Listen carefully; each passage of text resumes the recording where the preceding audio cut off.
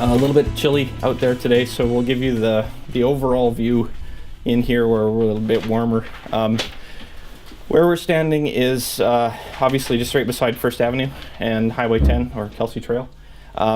This is the anchor development in what's envisioned to be a possible three-phase development of this site for the future recreation and wellness center. Phase one is the aquatics hall itself, some associated admin spaces, so things for lifeguard change and mechanical spaces and that kind of stuff.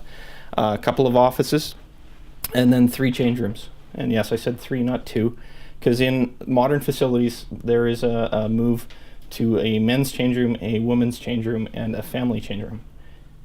This facility is, again, phase one of the 3-phase development. We've located it here on the site closest to the corner for a couple of reasons. One is the prominence of the placement. It's the corner that's the most visible from sort of the main highway access into the town. 2 is the master plan for the development of the site. It was important to have the site here, both because of the generous donation from the grassroots group of the land and the proximity to the secondary school. This is meant to be a community center that will engage people of all ages from all across both the town of Swan River as well as the larger valley area and beyond, the G7 and surrounding communities. What we've tried to do is leave space to expand on this site to the north towards the secondary school and then off to the west. So you guys have a map here of the facility. On the back of that, I think there's a map of the overall site. So just to orient you, if I can steal your map for one moment, sir. Here's the facility itself. This would be the highway here, and then First Avenue would be along the bottom of the page. So the access into the site is going to be off of First Avenue, and there's a driveway that's already been cut in. The parking lot itself is in and rough graded to a low level. It's got to get brought up in the spring once we can get some compaction in there. And you can see the sort of blocks for the phase 2 and phase 3 development. So that parking lot has room that it can expand as well, and it's also been designed so that there's a potential to create a link through it across the west boundary of the site right to the parking lot on the regional secondary school to tie the 2 facilities together as well. So that's kind of the overall view. What you're going to see when we go out the door into the cold here is the building itself. The interesting things about the building are sort of the shape and the footprint of it. Lots of people will probably ask you, why is there this big blue block tower thing sitting down on this end? Well, that's essentially a 3-level mechanical room. The bottom level is where we handle pool filtration and circulation equipment. The second level, or the main floor level, has deck level showers and sauna for people that are enjoying the pool that are accessible, as well as chemical rooms for the chemical treatment of the water itself. And then the third level is where we do dehumidification. So there's 2 huge dehumidification units up there. They're 100% redundant, which means one of the units goes down, you can still run the facility, that are part of actually the lead strategy for the building. Indoor pools are an extremely expensive and energy wasting type of building in a typical conventional construction. So one of the things that we've tried to do here, and the reason that is because when it's minus 34 outside like it is today, you don't want to swim in that.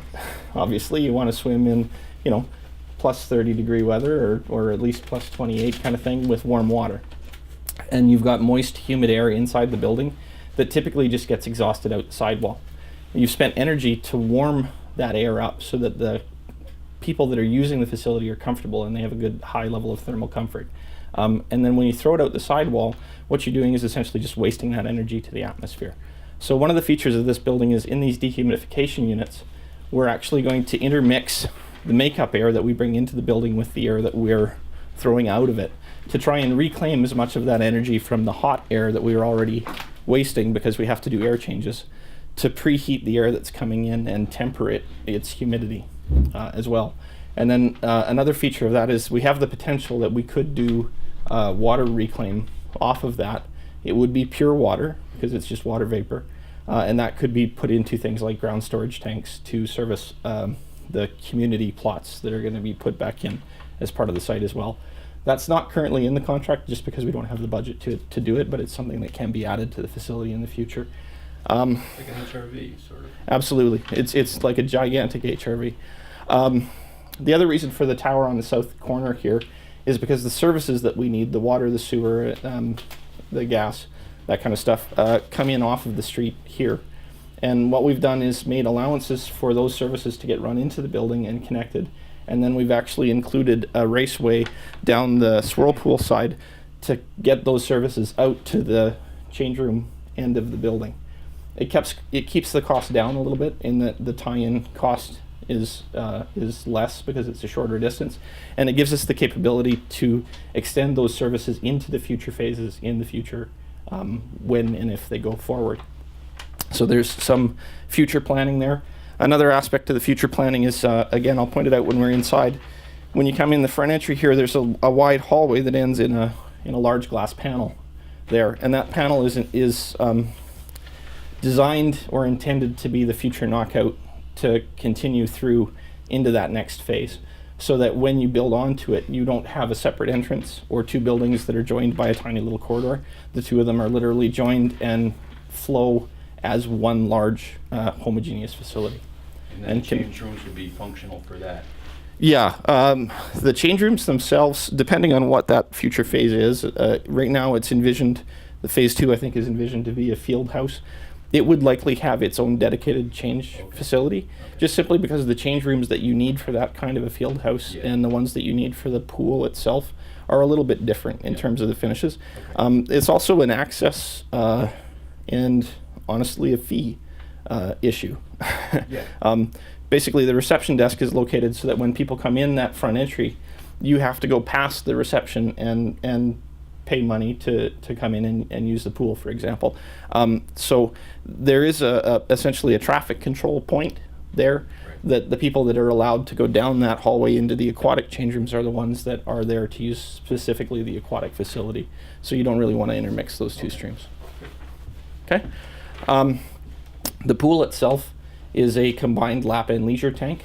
The leisure side has a zero beach entry, which means that you can come in basically like walking down a lakeshore. It's not like a traditional rectangular concrete pool where there's a shallow end that has steps and a 3-foot depth to it, and then it goes down from there.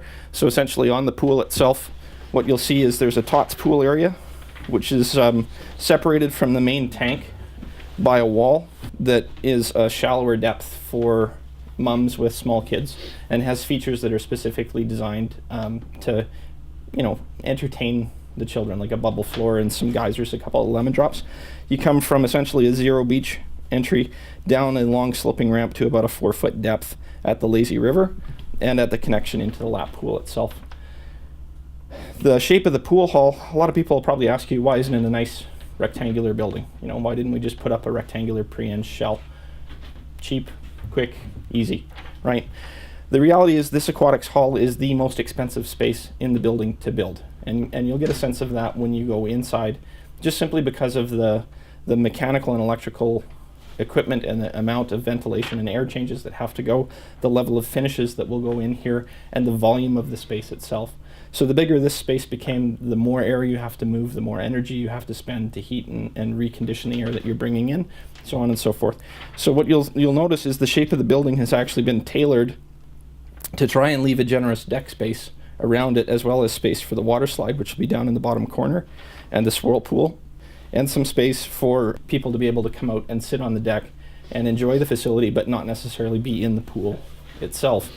But minimize the footprint or the volume of that building as much as possible to try and keep the budget down. The other features, I guess, is for those of you that are familiar with the site, you know that the old community gardens used to be down in the corner, and we're essentially building over a portion of that. And then there was a cow trail or a walking path that would come off of the corner here by 1st Street and 10th, and sort of meander through past the trees behind us here over to this regional secondary school.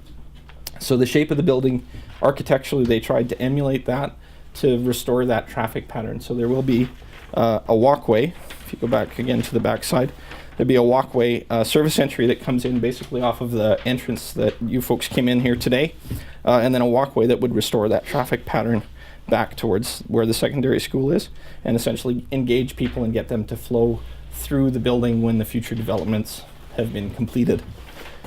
So the parking lot that we talked about earlier is taking shape off to your left here. So you'll come in, park your cars up on a concrete walkway in through the main front doors, which will be right here eventually. And this is just a temporary construction hoarding. So in we go. When you come out onto the deck itself, you notice that there's the party room, and the patio seating space that we were talking about earlier is that low sort of green roofed area. That'll get extended out, and that's the lifeguard control room. So in there they'll have emergency stop switches for all of the features in the facility. There'll be somebody manning that every time the facility is open, as well as a couple of guards doing a roving patrol out here on the deck itself. You can see the pool itself here just over the guardrail. We've put a plywood cap on the gutter right now just to protect it, because there is work that goes on overhead. So this is actually the deep end of the lap pool that you come out on. And the zero beach entry that we were talking about is you would follow along that sort of angled wall. You can see where the grade beams are here, past the Tots pool, and that's where the zero beach entry is, over on the far side. Some of the features of the pool: it's a 25-meter, 4-lane competitive tank. This tank is going to be certified to run and host any swim meet up to and including a provincial level. And it's been designed to meet FINA standards. So this is the international body that governs all swimming competitions right up to the Olympic level. So you can see the silver walls here in sort of a circular formation. That's the Tots pool area. Okay, that's getting built up so that it'll be about an 18-inch water depth. And on the bottom of that is a bubble floor. So there'll be air that's forced through pipes in that to allow bubbles to float up. So the moving water, as well as some lemon, I believe they're called lemon drops. Don't quote me on this, but I think it's kind of like an intermittent geyser. It sort of spits a little bit of water, and then it drops in, and then it spits a little more, and so the kids get interested in that. And a couple of geysers. So there'll be some continuous streams with lights and things in them. On the back side of this divider wall between the tank and the Tots pool area is a massage bench for those of you that have back problems and like to just sort of sit and relax but don't want the heat of a hot tub. You can sit in the pool temperature water, and there'll be some 3 or 4 stations along that bench where you can sit and have some jets that spray water on your back, nice and relaxing. As it continues to slope down, you can see the lazy river walls, which is the silver sort of semicircular portion back on that far end. So the lazy river is a really interesting feature, and it's one of the reasons why the PRHA was so interested in the potential of this site and that feature in particular. What it is it's a slow current feature that essentially, it's not a very long way around, but it circulates the water in a continuous sort of path. And then there's a vortex area. So in the middle of sort of the path, you can come out of it, and there's a little area where the water will literally be swirling around like water down your tub drain kind of thing. It's not strong enough to pull you down, anything like that. Just interesting. It's a great recreational feature, and it's one of the things that Vic Davies, the aquatic architect, has been including in a lot of their pools in the last few years. But the really interesting part about it is it can also be used for therapeutic purposes. So if you're somebody that has suffered a heart attack or a stroke and is trying to build up your cardiovascular strength, you can actually walk counter current to that, and it's like a continuous low resistance exercise routine while your body weight is completely suspended in the water itself. So it's very low impact, very, very healthy. From the Manitoba Health side, there are licensing regulations regarding the number of bathers that you can have and the number of change facilities that are required to support that, and so on and so forth. So I believe the count here is 249. And it's 249 rather than 250 because that's the next threshold that would have changed things. This is a stainless steel tank. It will have a concrete floor. There is a vinyl liner that will go in on that concrete floor, but essentially the walls that you see here are the finished walls on the inside of the pool. So you say it looks a little industrial, right? Why am I coming to swim in a milk vat? Well, it's not really. The benefit of this system is we were able to get this designed, checked, and fabricated. This was made down in, I believe, Chicago, Illinois, and they can ship these panels up in up to 40-foot lengths. So while we were putting the building together, the construction of the pool was actually going on off-site. So they bring it in, we've got it sitting on a ring beam here that supports it, and then it gets put together in sections, leveled up so that it's flat and plumb, and then welded together. So that welding process has actually just been completed. You can see the white lines where they've put a protectant over top of the weld, just to keep any dust and crap off of it for a while. That's essentially all of the seams. The nice thing about this system is when you fill it up the first time, if you're going to have a leak, you're going to have it right then, and it's easy to fix. You draw it down, you fix the seam, you fill it back up again. On the bottom will be a concrete floor, and then on top of that is a vinyl liner that's it's a special kind of a liner. It's called a soft floor. That soft floor is in the leisure side, and then I believe it just goes to a traditional liner on the deeper end, because by that point you're in 4 feet and you're swimming rather than walking. So that soft floor has a recycled material on the back of it that's mold and mildew resistant that actually makes it feel like you're walking on a soft floor rather than a concrete slab. So if you're here playing in the leisure side, you can enjoy yourself in the pool for a long period of time without getting lower body fatigue. On your maps there, we did mention the swirl pool as well. So lots of people will say, what's a swirl pool? Well, it's kind of like a hot tub, but it's not a hot tub, right? If you think of a hot tub, you think square box, plastic liner in the middle that's kind of funky with a bunch of jets, and that's about it. Essentially, the swirl pool is an interesting shape which has curved seating areas to encourage you and your friends to sit there and have a conversation with each other. It's a little bit lower temperature than what a hot tub is, if I recall correctly. It's on a slightly raised dais that's accessible up a set of stairs, or there will be a removable barrier-free lift or handicap lift that can be put into a socket. So even if you're in a wheelchair or mobility challenged and you can't do the stairs, the staff can put the lift in, you sit in a chair and they can lift you up and over the side and put you right into the pool, and then you can get out. Right now, the construction schedule is showing construction completion, I believe, early summer. And then after that, there will be a period for filling, testing, commissioning the building, so on and so forth. That has been delayed somewhat due to some issues that we had with the foundation. There was a highways hearing that pushed the building a little further away from the highway itself, and then some quality control issues where we've asked the contractor to go back and redo some work to bring it up to standard at his own cost. So they've done all of that. Everybody's signed off on the building to this point. What it means is that it sort of pushed construction finish to the point where we couldn't guarantee we would open this in time to service the summer season and be ready to go. Because you don't want to open it and have things half working or not working, right?